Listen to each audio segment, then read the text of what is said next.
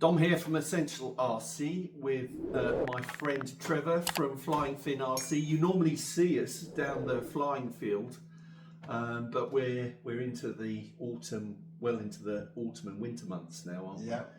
So we're starting some projects that we're going to do over the winter, and something we've been talking about for a while, right? Yeah, it's been almost a couple of years. I think we've spoken about it. Yes, and something I've been reticent about doing over my whole RC career of 30 plus years, because one, I've been limited on the skill to do it and the time to do it, and also a bit scared of doing it, to be honest, because building a jet like we're going to do from a wood kit requires quite a lot of effort compared to putting a foamy together, which is what we normally do. It's like instant gratification when you do that. Almost, it's like very minimal effort for a large reward in terms, well, I think in terms of the flying, you get fun almost instantly. Yeah. But I think doing this, what I'm hoping is we're going to end up with a fantastic model that you can't really get anyway, you know, in foamy form. Yeah. And it's going to be fantastically aerobatic, thrust vectored. Yeah.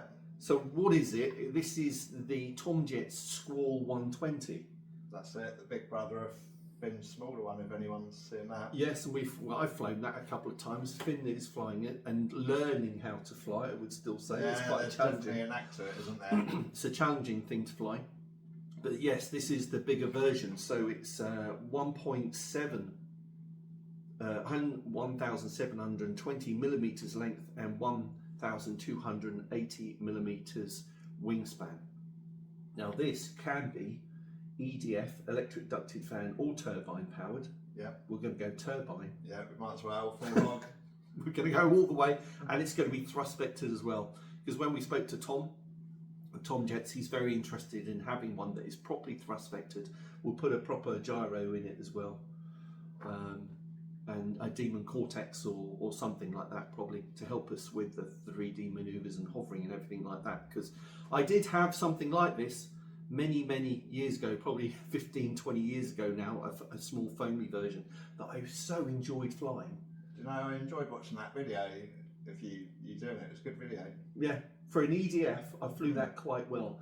That was a lot of fun to fly, but this certainly will be overpowered with a turbine in it, and we'll be able to do some proper thrust vectored moves. So just to show you very quickly, that's the first page of the instruction manual. You've got the whole, you've printed out the manual there. I'll just say something very quick on this build. So in the box, you actually just get one sheet of paper with a QR code, which you scan, and then you basically get your build instructions as a PDF file. But I always print them out. There's a lot of paper there, but it makes it so much easier just to be able to flick from one page to the other, a reference, rather than trying to do it on your computer or phone, which obviously if you've got glue or dirty hands isn't ideal really. So yeah, that's what I do anyway. Now I've been out to Germany a couple of times. Went out with you last time, and the time before as well. Met Tom for the first time, and these are, I think they're just art. You know, if when you've put the bare airframe together and it's interlocked, it's quite amazing what it looks like. Just want to hang it from your ceiling. Exactly, like that, yeah. But then you have to put the sheeting over it, which is included as well, and then put your electronics in it, put your scheme on it, you know, glass it, put your scheme on it. But they do look absolutely fantastic when it's just the naked ribs and everything. That's one of the good things about doing your own build. You can actually choose your colour scheme. You can, and it'll be unique. Yeah, exactly, one off. So this is the laser cut sheets. You know, so it's almost going to be like a jigsaw puzzle, putting it together. We should mention that we're going to be using deluxe materials, glues. So the first part of the build, we're going to use superphatic. So there's a reason we use that. Basically, a lot of this kit you assemble dry, get everything completely square and set up, and then when you're happy with it, you can either run super glue in there, or if you run superphatic even. Takes a little bit longer to dry, but you've got this is I think a better joint, to be honest. And it fills the gaps. Yeah, it fills the gaps. So in the kit you get all the wood and the sheeting. You even get a little mini Squall as well, so you can envision and practice your manoeuvres. You know that we're going to be doing when we build the full size thing. You get a bag of hardware, like the horns are in there, right? The control surfaces and screws and things like that. The canopy, which we'll have to cut out, and these are 3D printed. Yeah, 3D printed. 3D printed. So tail cone, Air intake, lip, and nose. Those as well.